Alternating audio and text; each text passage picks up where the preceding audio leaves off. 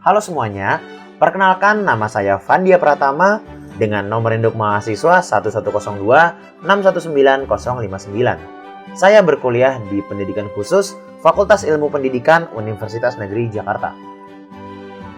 Nah, kali ini kita akan membahas tentang implementasi teori dasar dalam modifikasi perilaku anak berkebutuhan khusus, yang di sini saya singkat ABK. Nah, sebelum itu, ayo kita cari tahu dulu apa sih modifikasi perilaku itu. Joseph Wolpe, penemu disintesasi sistematik, jawatan dari Temple University of Philadelphia, dan telah mendapatkan banyak sekali penghargaan dari American Psychological Association Distinguished Scientific Award. Wolpe mengatakan bahwa modifikasi perilaku adalah penerapan prinsip-prinsip belajar yang telah teruji secara eksperimental untuk mengubah perilaku yang tidak adaptif dengan melemahkan, dan perilaku adaptif akhirnya ditimbulkan. Kata kunci dari perkataan Wolpe ini adalah mengubah perilaku yang tidak adaptif dengan melemahkan, dan perilaku adaptif akhirnya ditimbulkan. Nah, ini maksudnya adalah perilaku-perilaku yang tadinya tidak sesuai dengan norma-norma yang ada di masyarakat, perilaku yang tadinya sedikit menyimpang, dikurangi, dirubah, hingga akhirnya lemah, dan membangkitkan atau menimbulkan perilaku-perilaku yang adaptif, yang sesuai dengan norma-norma yang ada di masyarakat.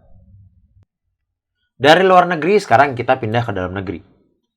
Almarhum Bapak Edi Legowo, seorang dosen FKIP UNS, Kaprodi Bimbingan dan Konseling, dan Munawir Yusuf, guru besar FKIP UNS. Nah, mereka mengatakan bahwa modifikasi perilaku adalah teknik pengubahan tingkah laku yang dapat digunakan oleh orang tua maupun guru untuk mengubah tingkah laku siswa melalui prosedur yang sistematis dan mendasarkan pada prinsip-prinsip teori pembelajaran. Sejalan dengan apa yang dikatakan Wolpe, Bapak Edi Legowo dan Bapak Munawir Yusuf sama-sama sepakat bahwa modifikasi perilaku adalah teknik pengubahan tingkah laku. Namun, didasari dengan prosedur-prosedur yang sistematis serta menerapkan prinsip-prinsip teori pembelajaran di dalamnya. Nah, selanjutnya kita akan membahas tentang teori dasar untuk modifikasi perilaku. Nah, yang pertama ada classical conditioning. Ivan Pavlov, pengembang dari teori ini, mengatakan bahwa classical conditioning adalah proses di mana suatu stimulus atau rangsangan yang awalnya tidak memunculkan respon tertentu diasosiasikan dengan stimulus kedua yang dapat memunculkan. Hasilnya, stimulus pertama pun dapat memunculkan respon.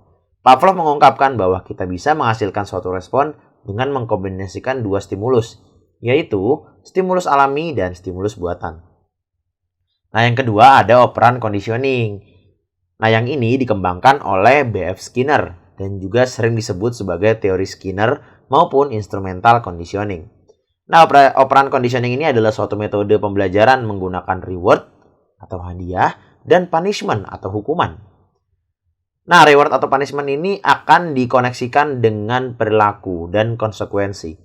Dengan metode ini, orang yang mempelajarinya akan mengerti hubungan yang dibuat antara perilaku dengan konsekuensi, seperti ketika guru memberikan arahan dan siswa dapat menyelesaikan arahan tersebut, maka siswa mendapatkan konsekuensi berupa reward. Namun jika sebaliknya, siswa tersebut tidak dapat menyelesaikannya, maka siswa mendapat konsekuensi juga berupa punishment atau hukuman.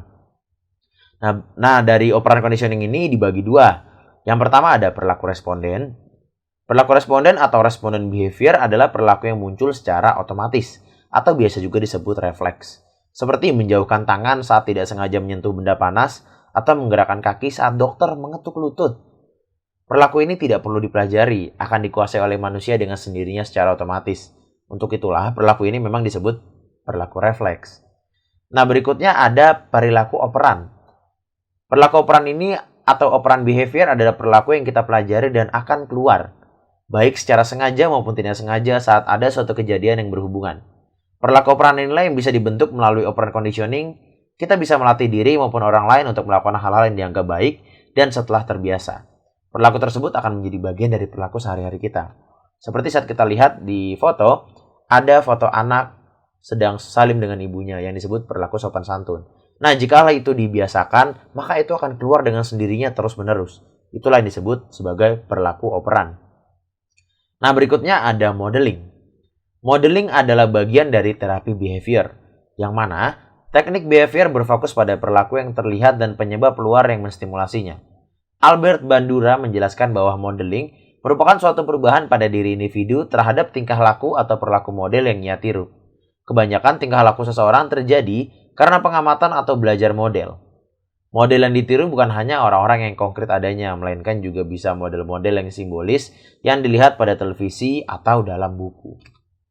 Nah, itu adalah 3 teori dasar untuk modifikasi perilaku. Nah, berikutnya kita akan membahas tentang inti dari permasalahan ini, yaitu implementasi teori modifikasi perilaku dalam memodifikasi perilaku ABK atau anak berkebutuhan khusus. Nah, di sini saya memilih case anak tunarungu dengan masalah kurangnya kemandirian belajar atau siswa anak tunarungu atau hambatan pendengaran. Nah, yang pertama dari classical conditioning-nya. Kondisinya adalah ketika di kelas sedang dilakukan pembelajaran. Setelah pembelajaran, guru akan menanyakan anak apakah sudah memahaminya. Setelah itu, guru memberikan pertanyaan ke anak terkait materi tersebut untuk mengecek apakah anak benar-benar paham. Nah, lalu setelah itu anak diminta mengajari beberapa teman yang belum paham untuk mempertebal pemahamannya. Nah, ini adalah pemanfaatan teori classical conditioning dalam permasalahan ini. Nah, berikutnya ada pemanfaatan operan conditioning. Nah, kondisinya adalah ketika di tengah pembelajaran, guru akan menanyakan anak satu persatu terkait materinya. Ketika anak benar, guru akan memuji anak dan memberikan makanan ringan atau bintang pencapaian kepada anak.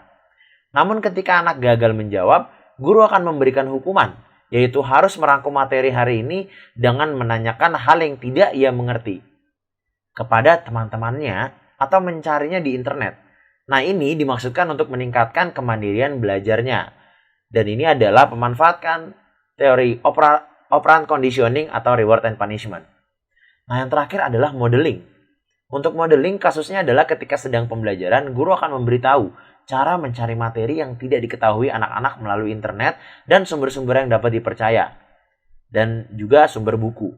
Setelah itu, anak akan diminta ikut mencari materi yang ia inginkan dan ia tidak pahami di internet dan buku. Dengan begitu, anak mencontoh apa yang guru lakukan. Nah, inilah yang dikatakan teori modeling.